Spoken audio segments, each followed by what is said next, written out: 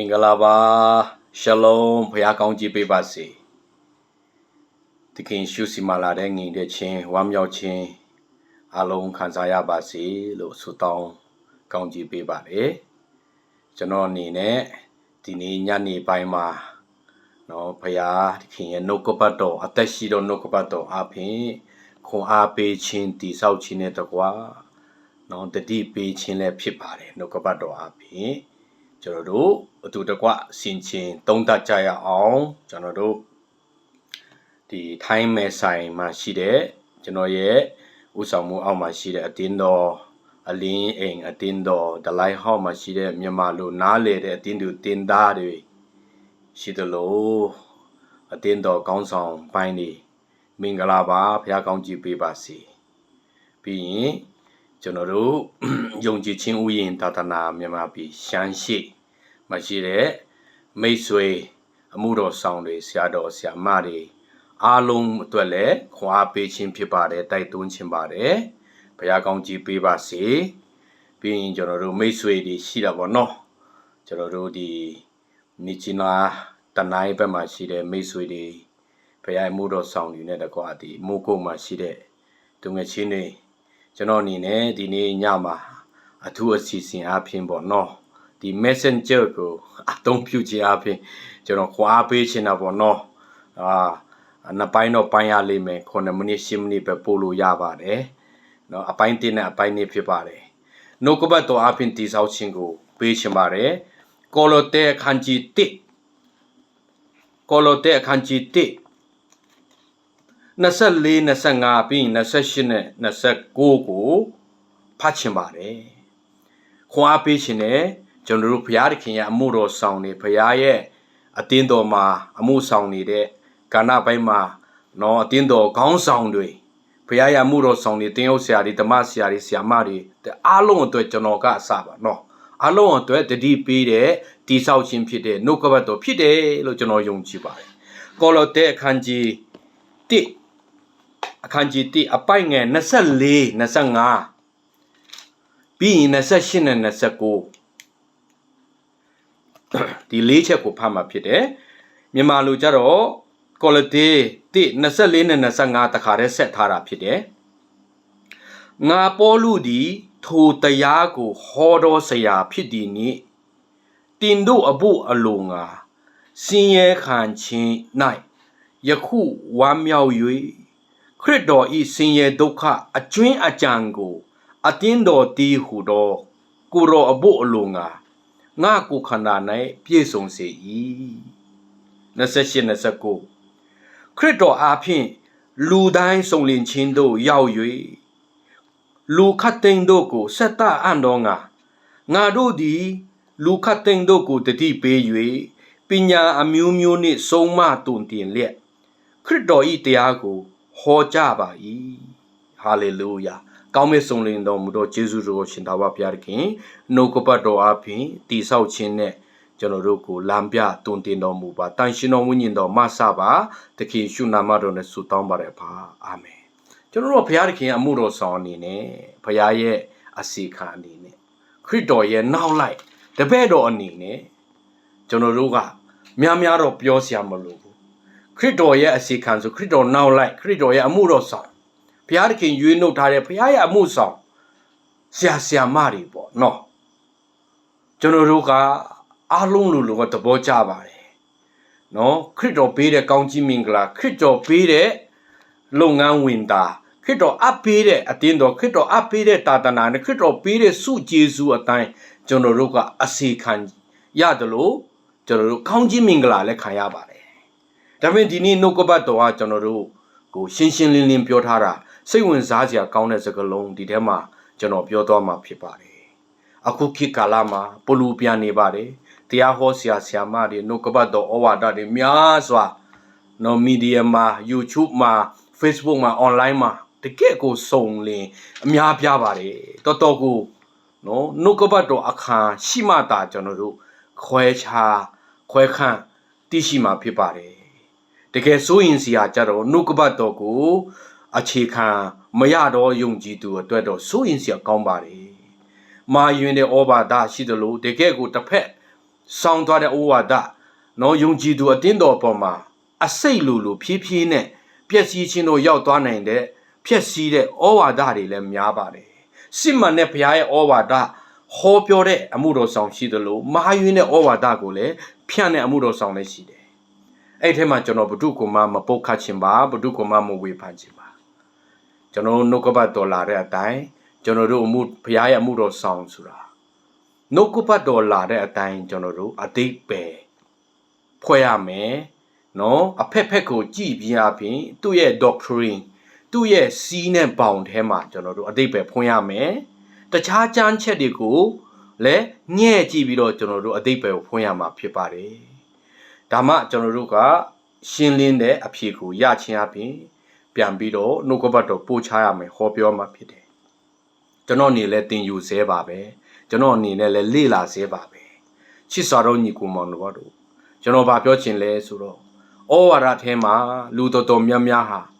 ချမ်းသာကြွယ်ဝတဲ့ဩဝါဒကိုကြိုက်ကြပါတယ်နော်ကျွန်တော်လည်းကြိုက်ပါတယ်မကြိုက်တာမဟုတ်ပါဘူးနော်ချမ်းသာကြွယ်ဝတဲ့ဩဝါဒကိုဖြန့်တဲ့အမှုတော်ဆောင်တတ်လည်းရှိတယ်နော်အမြဲတမ်းကောင်းတဲ့အရာရမယ့်အရာတွေပဲအမြဲတမ်းလူတိုင်းကကြိုက်မှာပေါ့ရရှိအကျိုးရမယ်ကောင်းကြီးရမယ်ဆိုလူတိုင်းရတာပေါ့နော်ဘုရားစီမှာရတယ်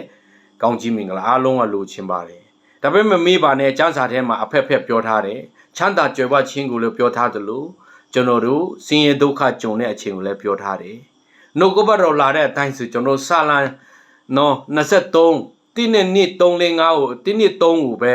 ကျွန်တော်တို့သာရဘုရားကြီးငါ၏တိုးထင်းဖြစ်တော်မူတယ်ငါသည်ဆင်းရဲမခံရဆိုတဲ့ဒီနှုတ်ကပတ်စိန်လန်းတော်ကျက်စားရနဲ့ငါ့ကိုအိတ်စီတော်မူသည်စိန်လန်းတော်နော်ကျက်စားရငါ့ကိုအိတ်စီတော်မူတာယာတော်မျက်နာတို့ပို့ဆောင်တော်မူလူတိုင်းကြိုက်ပါတယ်ဒါပေမဲ့ကျွန်တော်တို့ချစ်ဆက်ပြီးဖတ်သွားရင်နော်ကျွန်တော်တို့ဒီမရဏနော်ဆိုတဲ့နော်တီမြင်းရဲ့အရေးအောက်မှာကျွန်တော်တို့ဖြတ်သွားရှောက်လန်းရတဲ့ကြမ်းပိုက်လည်းရှိတယ်နော်ဒါဆိုအဲ့ဒါဆင်းရဲဒုက္ခကိုနော်အတွေ့အကြုံချင်းဆိုတာကိုဖော်ပြပါတယ်တခင်ရှုကိုယ်တိုင်လည်းတင်တို့ဒီလောက၌နော်ဆင်းရဲဒုက္ခကြုံမယ်လို့ပြောတယ်နော်ဒါပေမဲ့မစိုးရင်လည်းတို့တော်လည်းမစိုးရင်လည်းငါဒီလောကကိုအောင်ပြီ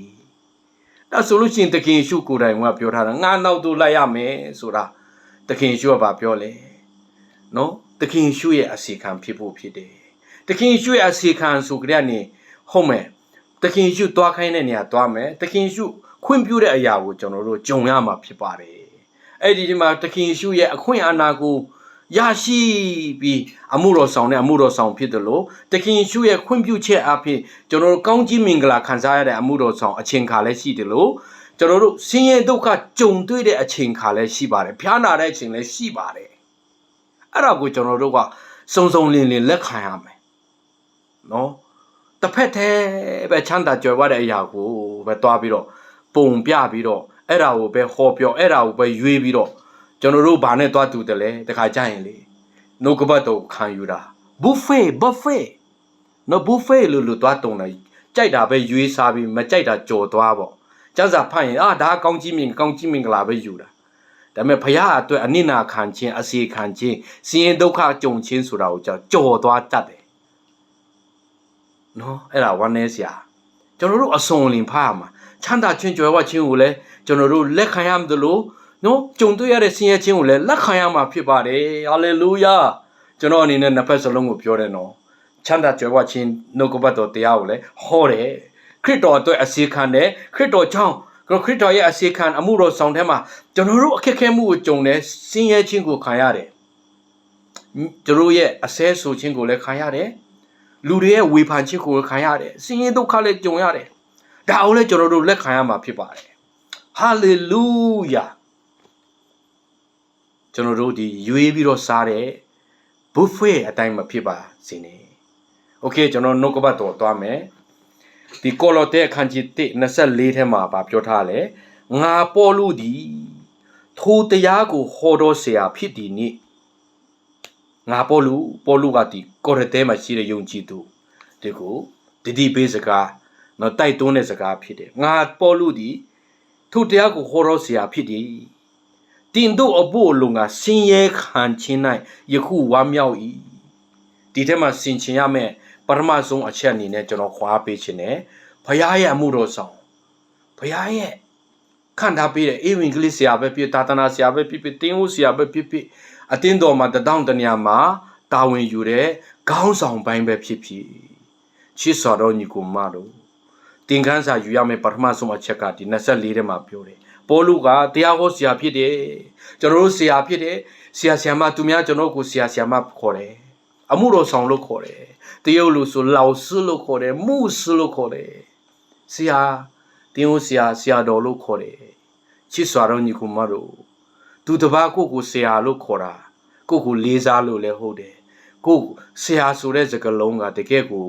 ပြောမယ်ကြီးညိုဆရာကောင်းပါတယ်ဆရာမတယောက်ဖြစ်ပြီဆိုကြတဲ့နေသူတပားအတွက်ပြောမယ်ဆိုလို့ရှိရင်အရေးပေးနိုင်တဲ့သူတပားစိတ်ပူတော့ကရောက်လာတဲ့လူဆရာမစီလာပြီးတော့ဆွေးနွေးတိုင်ပင်တဲ့ချိန်မှာနော်ပြောမယ်ဆိုလို့ရှိရင်တကယ်ကိုပြောမယ်ဆိုလို့ရှိရင်ပူလာလို့ရှိရင်လည်းအပူငိမ့်နိုင်တဲ့အခြေအနေကိုပေးနိုင်တဲ့သူဖြစ်ရမယ်နော်ဒေါသထွက်တာကိုဒေါသပြေသွားအောင်ပြောနိုင်တဲ့ဆရာမဖြစ်ရမယ်နော်ပြောမယ်ဆိုခက်ခဲမှုနဲ့လာတိုင်ပြီးတော့အဖြေကောင်းတဲ့တင့်တော်တဲ့အဖြေကိုရသွားပြီးပြန်သွားတဲ့သူတွေဖြစ်ရမယ်နော်ကျွန်တော်ဗာပြောချင်လဲဆိုတာသူတပားကိုကူညီမဆသူများကို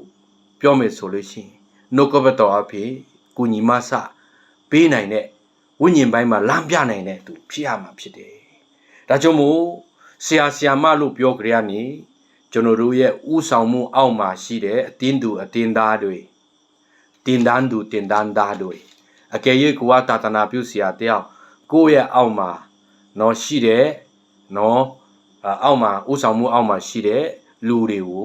ကျွန်တော်တို့ကဘာလုပ်ရမလဲအစီခံရမယ်တီးခံရမယ်ပြီးရင်ဝမ်းမြောက်ခြင်းရှိရမယ်ဟာလေလုယာ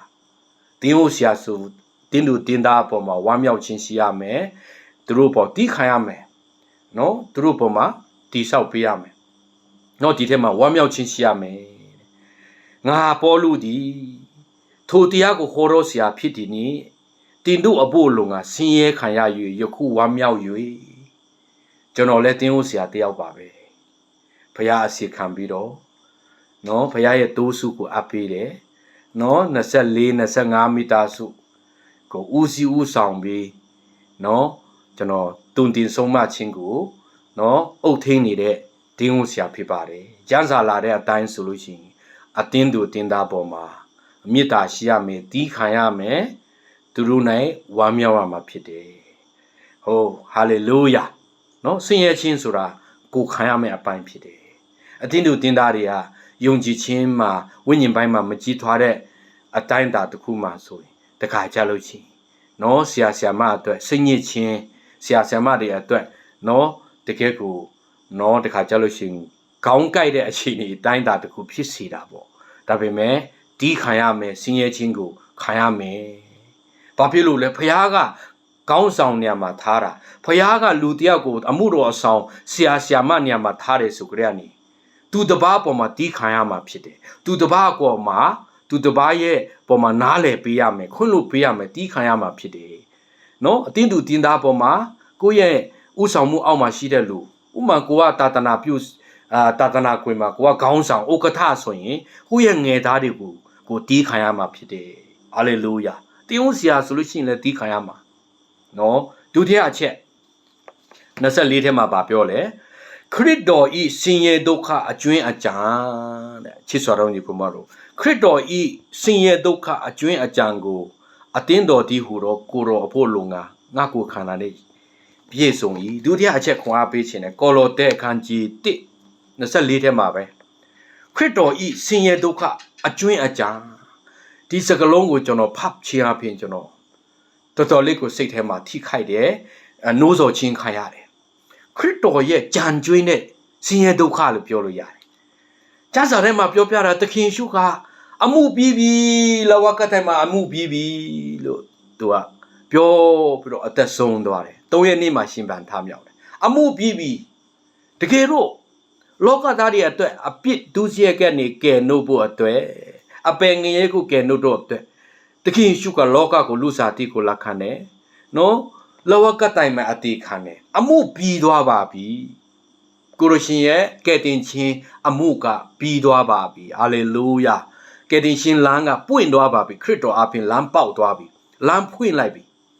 လူသားတွေခရစ်တော်အပြင်ကဲတင်ရှင်ရဖို့ခရစ်တော်အပြင်လမ်းဖွင့်သွားပြီဟာလေလုယာ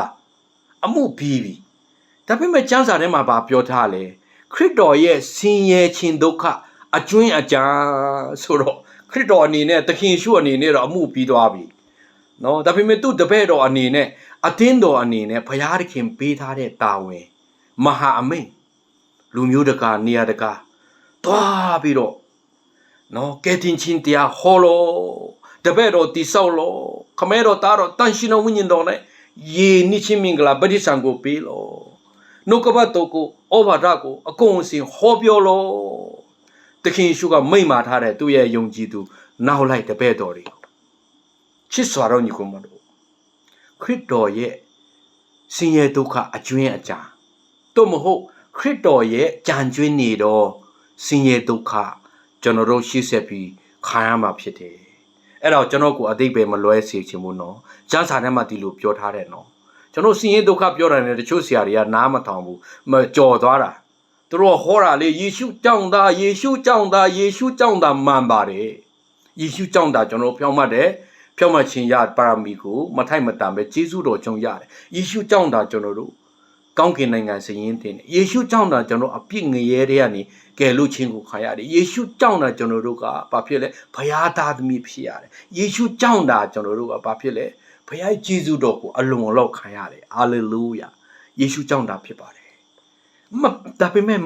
မပြီးသေးဘူးနော်ယေရှုကြောင့်သာဒုက္ခရောက်ဒီဆိုတာသိမဆိုရဘူးယေရှုကြောင့်သာကျွန်တော်တို့ကောင်းစားတယ်ဆိုတဲ့ဟာကိုပဲတတိထားပြီးတော့ယေရှုကြောင့်တို့ကျွန်တော်တို့ကြုံတဲ့ဆင်းရဲဒုက္ခယေရှုနာမကြောင့်ကျွန်တော်တို့ကဲ့ရဲ့ခြင်းကိုခံရတဲ့ဒုက္ခကျမ်းစာထဲမှာပြောထားတယ်လေအဲ့ဒါတွေကိုကျွန်တော်တို့ကကြော်သွားတယ်ဆရာမတော်များများကကြော်သွားတယ်သိမပြောဘူးဒါမဲ့ဆရာအချံပြောချင်တယ်နော်ကျွန်တော်သဘောကျပါတယ်ချမ်းသာခြင်းကြွယ်ဝခြင်းတရားဒေသနာကိုကျွန်တော်လည်းကြိုက်ပါတယ်ဒါပေမဲ့ဝမ်းနည်းစရာကောင်းတာခရစ်တော်ရဲ့ကြံကျွင်းနေတဲ့ဆင်းရဲဒုက္ခအကြောင်းကိုသိမဟောကြဘူးဟောပြောတဲ့လူကနည်းတယ်ကျွန်တော်နှစ်ခုစလုံးဟောတယ်နော်မရွေးဘူးဖခင်သခင်ဖော်ပြရင်ဖော်ပြတဲ့အတိုင်းဟောတယ်ဟာလေလုယာယေရှုကြောင့်သာချမ်းသာကြွယ်ဝခြင်းရတယ်လို့ယေရှုကြောင့်လည်းကျွန်တော်တို့နော်ဖခင်ခွင့်ပြုတဲ့ဆင်းရဲဒုက္ခဆိုတာလည်းရှိတယ်ဆင်းရဲဒုက္ခဆိုတာလည်းနှမျိုးရှိတယ်ဖခင်စကားမနာမထောင်လို့နှုတ်ကပတ်တော်ဘောင်ထဲမဝင်လို့အသက်တာဖခင်နောက်မလိုက်လို့ဖခင်ရဲ့နှုတ်ကပတ်တော်အတိုင်းမသွားလို့ကျွန်တော်တို့ဆင်းရဲဒုက္ခကြာဆုံးခြင်းအမင်္ဂလာတို့ကြုံရတယ်လို့နောက်ထပ်ဆင်းရဲဒုက္ခတစ်မျိုးကခဏတစ်ဖြုတ်ဘုရားသခင်ခွင့်ပြုတဲ့နော်ဖြောင့်မြတ်ခြင်းတရားကြောင့်ဆင်းရဲဒုက္ခရှင်ရှိတယ်လို့ဘုရားရဲ့နာမကြောင့်ဆင်းရဲဒုက္ခရှိတယ်ကျမ်းစာထဲမှာတကယ်ပြောတယ်ကျွန်တော်ရှောက်မပြောပါဘူးဒါတိပေတရုအခန်းကြီး3မှာသွားကြည့်မယ်ဖြောင့်မြတ်ခြင်းတရားကြောင့်ဆင်းရဲခံရတာတွေ့လိမ့်မယ်တိပေတရု3:14ပြီးရင်တိပေအခန်းကြီး4တိပေအခန်းကြီး4:13နဲ့14ကိုကျွန်တော်ဖတ်ချင်တယ်နည်းနည်းလေးဖတ်ချင်တယ်နော်တိပေ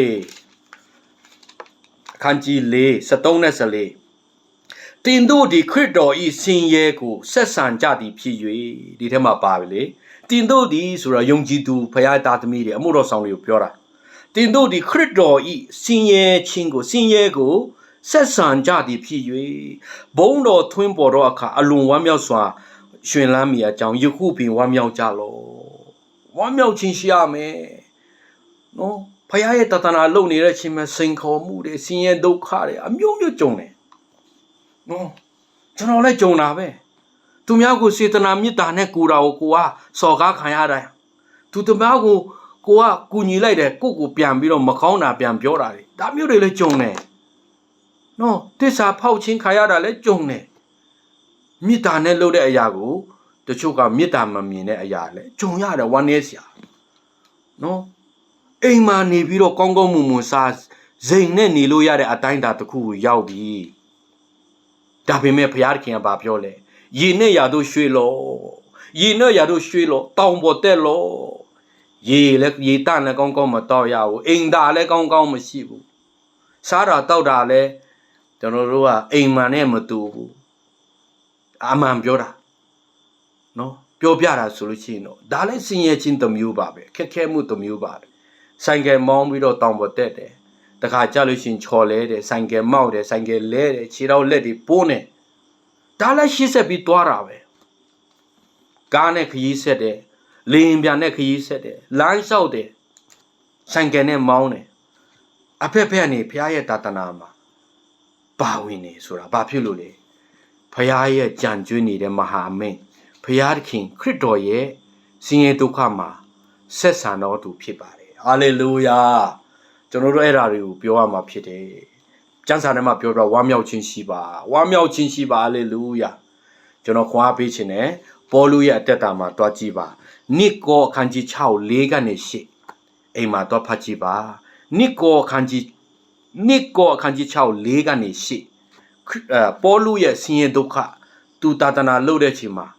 နော်ကောင်းစားတဲ့အချိန်ရှိတယ်ဒုက္ခခံတဲ့အချိန်ရှိတယ်သူများတို့ကိုချီးကျူးတဲ့အချိန်ရှိတယ်သူများတို့ကိုရှုတ်ချတဲ့အချိန်ရှိတယ်သူများတို့ကိုစော်ကားတဲ့အချိန်ရှိတယ်သူ့ကိုဝမ်းမြောက်တဲ့သူရှိတယ်သူ့ကိုမလေးစားတဲ့သူတွေရှိတယ်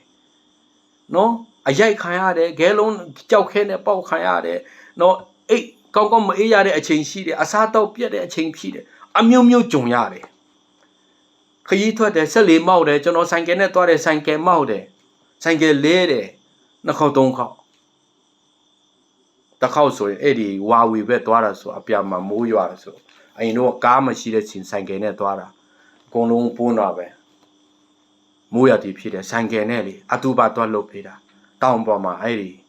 အပြာမှာချောပြီးတော့ဟိုဖြစ်လာတယ်အဲ့ဒီနောက်ပိုင်းမှာဘုရားကားကောင်းကြီးပေးလာတာဘုရားသခင်ကကျွန်တော်ကိုတနာလို့ဖြစ်မှာဆိုင်ကယ်အစုပ်လေးတစ်စီးနဲ့တောင်ပေါ်ဟိုသွားလိုက်ဒီမှာသွားလိုက်အတူပါသွားလုပ်ပေးလိုက်မင်္ဂလာဆောင်ပွဲသွားလုပ်ပေးလိုက်ဘာဖြစ်လို့လဲဆိုကျွန်တော်ဥဆောင်မှုအောက်မှာလည်းအတင်းတို့တင်သားတွေတခြားအတင်းတော်တွေလည်းရှိတယ်လေဒါကျွန်တော်တို့ဘုရားသခင်ရဲ့ဘေးရဲ့နော်အခွင့်အခါမှာအစီခံခြင်းဖြစ်တယ်လို့ခရစ်တော်ရဲ့ကြံကျွေးနေတဲ့ဆင်းရဲဒုက္ခမှာလည်းပါဝင်တာဖြစ်တယ်ဟာလေလုယာဝမ်းမြောက်ခြင်းရှိပါဒုတိယအချက်ကခရစ်တော်ရဲ့ဆင်းရဲဒုက္ခအကျွင်းအကြံအေဝံဂေလိပြောရမယ်အတင်းသူအတင်းသားကိုတီးခံရမယ်ချစ်ရမယ်နားလည်ပေးရမယ်ဘုရားရဲ့နိုင်ငံတော်အတွက်ကျွန်တော်တို့အဖို့အခပေးရမှာဖြစ်တယ်ခရစ်တော်ရဲ့ကြံကျွန်းနေတဲ့ဆင်းရဲဒုက္ခမှာဆက်ဆံရမှာဖြစ်တယ်တတိယအချက်ကဘာပြောလဲဆိုတော့ကိုလိုတဲနော်ဒီကိုလိုတဲထဲမှာပြောတယ်အပိုင်အခန်းကြီး1ပေါ့နော်ကိုလိုတဲအခန်းကြီး1ဒီ20နဲ့28နဲ့29ကိုကျွန်တော်အဆုံးသတ်မှာဖြစ်ပါတယ်ဒီထဲမှာဘာပြောလဲဆိုတော့ဟုတ်ကဲ့ကျွန်တော်တို့ကိုလတဲ28နဲ့29မှာ28ကိုပြောမယ်ခရစ်တော်အားဖြင့်လူတိုင်းစုံလင်ခြင်းတို့ရောက်၍လူခတ်သိန်းတို့ကိုဆက်တအံ့တော်ငါတို့သည်လူခတ်သိန်းတို့ဤတတိပေး၍ပညာအမျိုးမျိုးနှင့်ဆုံးမတုံတင်လျက်ခရစ်တော်၏တရားကိုဟောကြား၏ဟောပေးခြင်းနဲ့ဒီအချက်ကိုကြည်ချပြီးကျွန်တော်ကျမတို့ဘုရားရဲ့အစီခံဘုရားရဲ့အမှုတော်ဆောင်ဆရာမတွေကျွန်တော်တို့ဒီမှာဆင်ခြင်ရမယ့်အပိုင်းဒီထဲမှာဆရာပေါလုဘာပြောလဲခရစ်တော်အပြင်လူတိုင်းစုံလင်ခြင်းကိုရောက်ဖို့အတွက်လူတိုင်းဝိညာဉ်ပိုင်းမှာကြီးထွားဖို့အတွက်ယုံကြည်သူတိုင်းဝိညာဉ်မှာတိုးတက်ဖို့အတွက်ဝိညာဉ်ရေးမှာယုံကြည်ခြင်းမှာတိုးပွားဖို့အတွက်နော်တာဝန်ကိုဘယ်လိုရှိလဲတုံတင်ရမယ်ဆုံးမတုံတင်ရမယ်ပညာပေးရမယ်တတိပေးရမယ်နှုတ်ကပတ်တော်နော်ဘုရားရဲ့နှုတ်ကပတ်တော်အပြင်တည်ဆောက်မှုကိုကျွန်တော်တို့ပေးရမှာဖြစ်တယ်အဲ့ဒါဓမ္မဆရာတင်းဦးဆရာအမှုတော်ဆောင်တာတာနာပြုဆရာကြီးရဲ့ပြောမယ်ဆိုရင်မလုံမဖြစ်အစီခံဖြစ်တယ်နော်နှုတ်ကပတ်တော်ရဲ့အစီခံဘု து အစီခံရမလဲယုံကြည်သူတိုင်းဒီထဲမှာပြောတယ်နော်ခရစ်တော်အပြင်လူတိုင်းစုံလင်ခြင်းရောက်ဖို့အတွက်လူခတ်သိန်းကိုဆက်တအံ့တော်ငါဆိုကျွန်တော်တို့ကဘုရားရဲ့အစီခံဆိုတာဘုရားကိုစည်ရင်တင်ရမှာဖြစ်တယ်နော်အသင်းတော်ဆိုရင်ဘုရားအသင်းတော်မှာအပ်ထားတယ်ဘုရားရဲ့တိုးစုအတချိန်ကြရင်ကျွန်တော်တို့ကဘုရားရှိမှစည်ရင်တင်ရမယ်အသင်းသူတင်သားပေါ်မှာတိုးစုပေါ်မှာကျွန်တော်တို့စေတနာရှိသလားသူတို့ကိုကျွန်တော်တို့နှုတ်ကပတ်တော်တကယ်ပဲပြည့်စုံတဲ့နှုတ်ကပတ်တော်ကိုကျွေးမွေးသလားသူတို့ကိုကျွန်တော်တို့တကယ်ပဲအစီခံသလားဘုရားရဲ့တိုးစုတွေကို ကောင်းကောင်းမကြည့်ဘူးကောင်းကောင်းမထင်ဘူးဆိုရင်တွားမှာပဲဖယိုဖယဲဖြစ်မှာပဲနှုတ်ကပတ်တော်ပေးရမယ်သူတို့ကိုတီးခံရမယ်သူတို့ကိုမေတ္တာရှိရမယ်ဟာလေလုယာပြီးရင်သူတို့ကြီးထွားခြင်းကိုမျှော်လင့်ပြီးတော့ကျွန်တော်တို့ဖခင်ကိုဆက်တိုက်ရအောင်ဖခင်ကိုအနံ့ရအောင်ဟာလေလုယာအဲ့ဒါခွာပေးတယ်နော်တတိယအချက်ကဘာလို့ရမလဲနော်တတိပေးရမယ်ဝိညာဉ်မြေကြီးထွားဖို့အတွက်တည်ဆောက်မှုကိုပေးရမယ်နှုတ်ကပတ်တော်ပေးရမယ်တုံတင်ဆုံးမရမှာဖြစ်တယ်ဟာလေလုယာနော်ကျွန်တော်အကျယ်မချဲ့ချင်တော့နော်ဖခင်ရဲ့မေတ္တာဖခင်ရဲ့ဝိညာဉ်တော်ကကျွန်တော်တို့ကိုယုံကြည်သူဖခင်ရဲ့တိုးစုပေါ်မှာတန်ဖိုးထားခိုင်းတယ်နော်မိသားကိုရဲ့မိသားစုပေါ်မှာလည်းကိုကြည်ရမယ်အတင်းတော်ကိုလည်းကြည်ရမှာဖြစ်တယ်ဟာလေလုယာပျောက်ဆုံးတဲ့သူတွေကိုလည်းရှာရမှာဖြစ်တယ်အာမင်နော်အဲ့ဒါခွန်အားပေးတယ်နောက်ဆုံးအချက်ကဘာပြောလဲ29ထဲမှာထိုတို့အလိုငါသည်အမှုတော်ဆောင်ရွက်၍ငါ၌တကူတော်ပြုပြင်အားထုတ်တော်မူသည့်အတိုင်းကြိုးစားအထုတ်လေးရှိ၏ထိုတို့အလိုငါသည်အမှုဆောင်၍တကူတော်ပြုပြင်အားထုတ်တော်မူတဲ့အတိုင်းကြိုးစားအထုတ်တယ်ဘာပြောချင်တယ်လဲဆိုတော့နောက်ဆုံးအချက်မှာနံပါတ်4အချက်ကျွန်တော်တို့ဘုရားရဲ့အစီခံအမှုတော်ဆောင်ဆရာမတွေဓမ္မဆရာတွေတင်းဟုတ်ဆရာတွေဆရာတော်တွေကျွန်တော်တို့ဆင်ခြင်ရမယ့်အပိုင်းနံပါတ်4အချက်ကပါလဲဘုရားအမှု၌ကြိုးစားအထုတ်တာမကပဲကိုယ့်ရဲ့အသက်တာပြုပြင်ခြင်းအပြင်တာ၍ကြိုးစားရမှာဖြစ်တယ်ပြောမယ်ကျွန်တော်တို့တခါကြရင်လေငါတော်ပြီလောက်ပြီတီးပြီဆိုတဲ့အသွေးတွေကလေကျွန်တော်အမှုတော်ဆောင်မှာမရှိသင့်ဘူးနော်ကျမ်းစာထဲမှာကိုဟုတ်လာပြီလို့မထင်နဲ့လေကိုခိုင်ခတ်ပြီးတီးကြည့်ပြီလို့မထင်နဲ့ခဏနေချော်လဲမယ်လို့ပြောတယ်နော်နစ်ကောကျွန်တော်ဘယ်လိုပြောမလဲကျမ်းစာထဲမှာပြောတယ်ကျွန်တော်ဖတ်ပြချင်တယ်နော်နစ်ကော30ထဲမှာကျွန်တော်နည်းနည်းဖတ်ကြည့်ချင်တယ်ကိုတီးကြည့်ပြီးခိုင်ခတ်ပြီလို့မထင်နဲ့တဲ့နော်ကျွန်တော်တို့ရှေ့ဆက်ပြီးတော့ကြိုးစားအထောက်ရမယ်အမြဲတမ်းဖရား၌တိဆောက်ခြင်းနဲ့ဝိညာဉ်တော်နဲ့တွာလာမှာဖြစ်တယ်နှိမ်ချရမှာဖြစ်တယ်ကြိုးစားအထောက်ရမှာဖြစ်တယ်နိကော30နော်ကျွန်တော်ဖတ်ချင်တယ်ဒီထဲမှာပြောတယ်လေဒီထဲမှာပြောတယ်နော်ဟာလေလုယာနိကော30ထဲမှာဒီတိုင်းပြောထားတယ်တင်တို့တိုင်အောင်မမီလျင်ငါတို့ဒီလွန်ကျိုး၍ပြကြသည်မဟုတ်အကြောင်းကိုခရစ်တော်၏ဝင်ကလေးဟောတင်တို့ဒီရှိရတို့တိုင်အောင်ရောက်ကြပြီတရားတည်းမဟုတ်သေးဘူးโอเคဘလို့ပဲဖြစ်ဖြစ်ဒီထဲမှာပြောထားတယ်နော်ကျွန်တော်တို့ကဘာကိုတွေ့ရလဲโอเคကိုဟုတ်လာပြီလို့ကိုမဝါကြွားတဲ့အောင်ကိုမထင်ရဘူးကျွန်တော်ပြောချင်တာချစ်စွာတော်ညီကွန်ပါတို့ကျွန်တော်တို့ပေါလုရဲ့အသက်တာကိုကြည့်မယ်ဆိုရင်လေဒီဖိလိပ္ပုအခန်းကြီး3ထဲမှာပေါ့နော်သူ့မှာတခုတော့အမှုကိုသူလုပ်ပြီတဲ့ဖိလိပ္ပုထဲမှာ3နော်ကျွန်တော်7နော်73ထဲမှာဗာပြောမလဲထို့တို့ဆိုတော့အကျိုးကိုခံရပြီးစုံလင်ချင်းတို့ရောက်ပြီဟုငါမဆိုတဲ့သူ့ကိုယ်သူပြည့်စုံပြီလို့ကြီးထွားပြီလို့ငါခိုင်ခန့်ပြီလို့သူကမမှတ်ဘူးတဲ့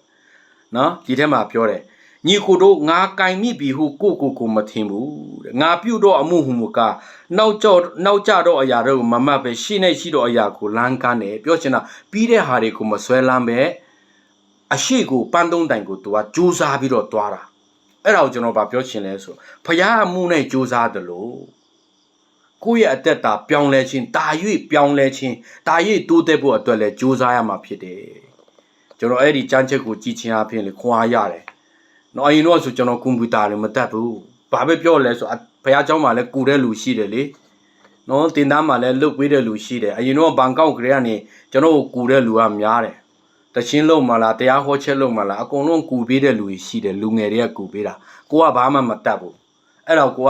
ကိုကူတဲ့လူရှိတော့ကိုကမကြိုးစားချင်တော့ဘာပဲအကြောင်းပြလဲဆိုတာရပါတယ်တခြားလူလုတ်ခိုင်းမယ်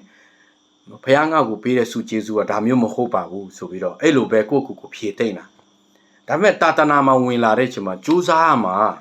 ကိုမလုတ်တတ်တဲ့အရာကြိုးစားရမှာကိုကကြိုးစားရှိရမှာပြင်းလို့မရဘူးအဲ့ဒါနဲ့ကွန်ပျူတာတစ်လုံးဝယ်တယ်နော်နို့ဘုတ်တစ်လုံးဝယ်ပြီးတော့ တလုံးချင်းစီရိုက်တာစာလုံးရိုက်ကြည့်တာအခုကနော်ပြောမယ်ဆိုရင်တော့သုံးနိုင်တဲ့လောက်တော့အတိုင်းတာတစ်ခုတော့သုံးပြုတ်လို့ရပြီကွန်ပျူတာသုံးတတ်ပြီဘုရားရဲ့ကျေးဇူးတော်ကြိုးစားအထောက်မှုလည်းပါတယ်နော်နှုတ်ကပတ်တော်ဟောတာတိတ်ဟိုဟာပြောမယ်ဆိုရင်တိတ်ပြီးတော့ကိုတီးလိမ့်မယ်နော်မလုံလောက်တယ်လို့ခံစားရရင်ကြိုးစားရမယ်ပြင်ဆင်မှုအပြင်ကြိုးစားရမှာဖြစ်တယ်ဟာလေလုယာသူများကိုနှုတ်ကပတ်တော်တင်သားမှာပို့ချရမယ်ဆိုကိုကစနစ်တကျနဲ့ကိုကကြိုးစားရမှာဖြစ်တယ်နော်အချက်အလက်ဒီတိကျကျရှင်းရှင်းလင်းလင်း point နေပါတယ်ဟာလေလုယာဒီနေ့ညနေကျွန်တော်အနေနဲ့ခွန်အားပေးခြင်းတဲ့အပိုင်းကကောလောသဲခန်းကြီး1 24 25 28 29လေးချက်အပြင်ခွန်အားပေးခြင်းနဲ့ပထမဆုံးအချက်ကဖခင်ရဲ့အမှုတော်ဆောင်ဖခင်ရဲ့ဓမ္မဆရာတင်းဟိုဆရာတွေအနေနဲ့ကိုယ့်ရဲ့ဥဆောင်မှုအောက်မှာရှိတဲ့အတင်းသူအတင်းသားနော်တင်တန်းသူတင်တန်းသားကိုကခေါင်းဆောင်ကိုကဥက္ကဋ္ဌဆိုရင်ကိုအောက်မှာဥဆောင်မှုအောက်မှာရှိတဲ့နော်ဆရာမတွေကိုတဆင့်ကိုကဥဆောင်နေဆိုရင်သူတို့ပေါ်မှာတီးခံရမယ်သူတို့ပေါ်မှာဝမ်းမြောက်ခြင်းရှိရမယ်ဟာလေလုယာကျွန်တော်တို့မေတ္တာစေတနာနဲ့အစီခံရမယ်ကိုယ့်ရဲ့အောက်မှာရှိတဲ့လူတွေကိုကိုကအစီခံရမှာဖြစ်တယ်နော်ပေါလုပြောတာဒီထဲမှာပြောတာနော်သူတို့ရဲ့ဆင်းရဲခြင်းကိုဝမ်းမြောက်ရမယ်